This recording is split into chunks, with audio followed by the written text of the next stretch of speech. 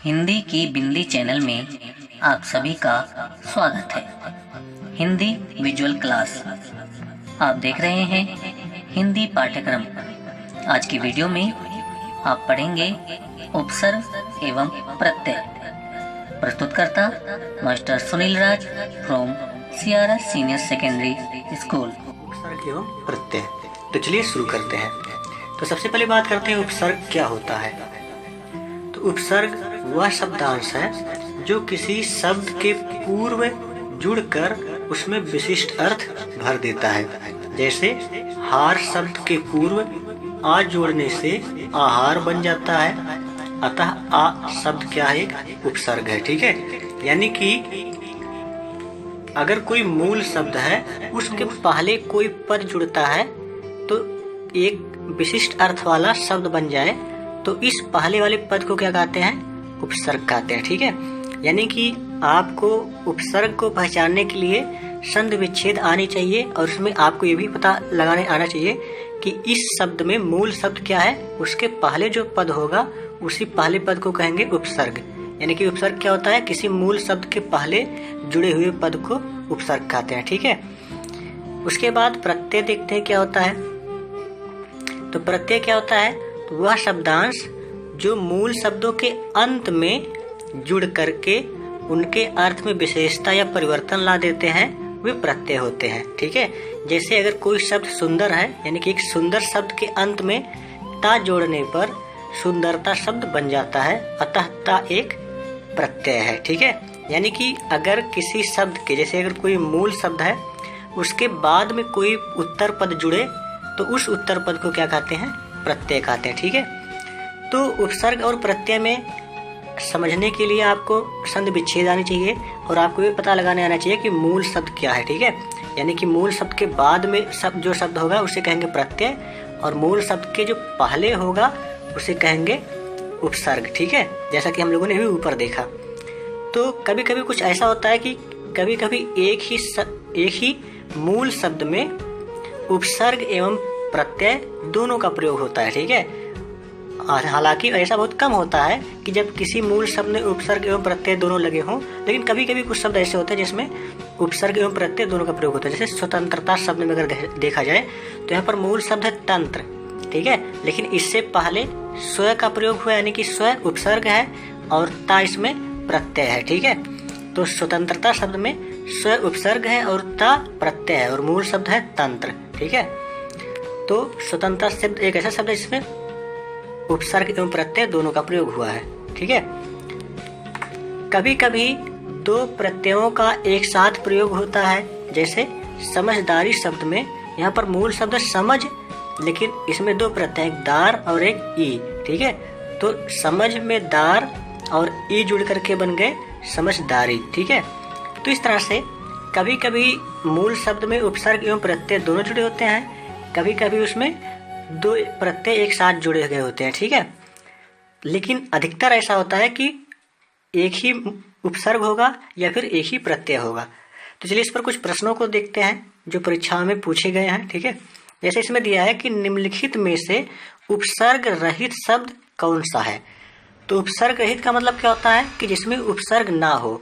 तो अगर जिसमें उपसर्ग नहीं होगा तो उसमें क्या होगा, प्रत्यय होगा। ठीक है, तो उपसर्ग नहीं होगा यानी कि यहाँ पर देखेंगे मूल शब्द के पहले कोई पद जोड़ा गया है कि नहीं जोड़ा गया है। तो जैसे इसमें पहले में क्या है, सुयोग।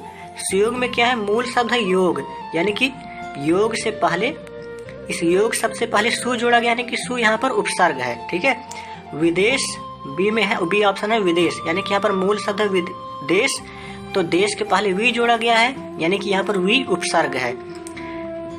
सी ऑप्शन में यहाँ अत्यधिक है, अत्यधिक में क्या है, अति उपसर्ग है। ठीक है, तो देखिए ए बी सी में तीनों में उपसर्ग हैं और यहाँ पर सुरेश में क्या आता है, सुर, सुर धन ईश, यानी कि सुर मूल शब्द पहले है, उसके बाद ईश यानी कि यहाँ पर प्रत्यय लगा है। ठीक है, तो ए बी और सी ये तीनों ऐसे शब्द है जिसमें उपसर्ग का प्रयोग है। डी एक ऐसा शब्द है जिसमें उपसर्ग का प्रत्यय नहीं, यानी उपसर्ग का प्रयोग नहीं, यानी कि प्रत्यय का प्रयोग है। तो हमारा आंसर होगा डी, यानी कि डी एक ऐसा शब्द है जो उपसर्ग रहित शब्द है, यानी कि जिसमें उपसर्ग नहीं है। ठीक है, तो इस तरह के प्रश्न पूछे जा सकते हैं, तो आप अगर पूछे जाए तो आप बता सकते हैं। ठीक है, जैसे इसमें दूसरे प्रश्न में दिया है कि किस शब्द में उपसर्ग का प्रयोग हुआ है। उपसर्ग मतलब जो मूल शब्द के पहले कौन सा शब्द लगाया गया, ठीक है। तो उपकार में अगर देखेंगे तो यहाँ पर मूल शब्द क्या है, कार्य, ठीक है। उपकार मतलब किसी के लिए कोई काम करना या किसी की भलाई करना, ठीक है। तो यहाँ मूल शब्द है कार और उसके पहले उप शब्द लगा है, तो यहाँ पर उप क्या है, उपसर्ग है, ठीक है। तो यानी कि उपकार में उप प्रत्यय लगा, नहीं उपसर्ग लगा है, ठीक है। तो हमारा आंसर होगा ए। अगर बाकी के ऑप्शन चेक करना चाहे तो चेक कर सकते हैं। यहाँ पर देखिए लाभदायक में मूल शब्द है लाभ, यानी कि इसमें अगर मूल शब्द लाभ है तो इसके बाद वाला शब्द दायक, यहाँ पर क्या होगा, ये प्रत्यय होगा, ठीक है। पढ़ाई में मूल शब्द है पढ़ना, तो पढ़ना के बाद जो भी जुड़ा होगा वो प्रत्यय होगा, ठीक है। अपनापन में मूल शब्द है अपना और उसके बाद जो है वो प्रत्यय है। तो यहाँ पर देखिए लाभदायक में, पढ़ाई में और अपनापन में प्रत्यय का प्रयोग है, लेकिन उपकार में उपसर्ग का प्रयोग है, ठीक है। तो इसका आंसर होगा ए, यानी कि उपकार में उपसर्ग का प्रयोग हुआ है, ठीक है, और बाकी सब में प्रत्यय का प्रयोग हुआ है। अगला प्रश्न देखते हैं। जैसे इसमें दिया है कि निम्नलिखित में से किस शब्द में प्रत्यय का प्रयोग हुआ है। यहाँ पर प्रत्यय बताना है, ठीक है। प्रत्यय मतलब जो बाद में शब्द जुड़ा होता है। तो यहाँ पर देखिए विकल में वी उपसर्ग होगा, ठीक है। अलक में आ उपसर्ग होगा, पुलक में पु उपसर्ग है, लेकिन धनिक में यहाँ पर मूल शब्द धन है और इक यहाँ पर प्रत्यय है, ठीक है। यानी कि धनिक शब्द एक ऐसा शब्द है जिसमें प्रत्यय इक का प्रयोग किया गया है, क्योंकि मूल शब्द धन है और यहाँ पर इक प्रत्यय है, ठीक है। तो किस शब्द में प्रत्यय का प्रयोग हुआ है, धनिक में, ठीक है। तो हमारा आंसर होगा डी। तो इस तरह से आप देखिए अगर संधि विच्छेद करके आप मूल शब्द को पहचान सकते हैं तो उपसर्ग और प्रत्यय दोनों बता सकते हैं, ठीक है। तो संधि विच्छेद यानी कि संधि वाला चैप्टर अच्छे से पढ़िए, उसके बाद संधि विच्छेद करिए, फिर देखिए कि मूल शब्द के पहले कोई शब्द जोड़ा गया यानी कि उपसर्ग है और मूल शब्द के बाद क्या जोड़ा गया यानी कि प्रत्यय कहाँ पर है, ठीक है। चौथा प्रश्न है कि निम्नलिखित में से किस शब्द में प्रत्यय लगा हुआ है, यानी कि प्रत्यय वाला शब्द बताना, ठीक है।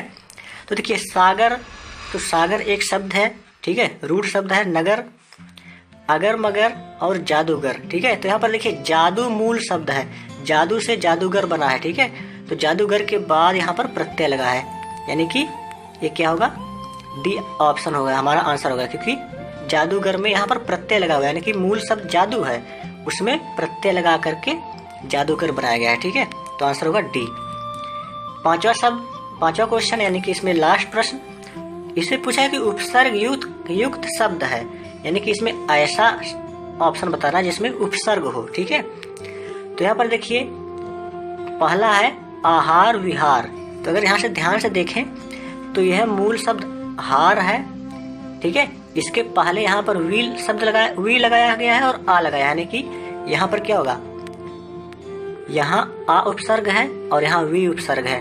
तो हमारा आंसर होगा ए, यानी कि ए आहार और विहार दोनों उपसर्ग युक्त शब्द है, ठीक है।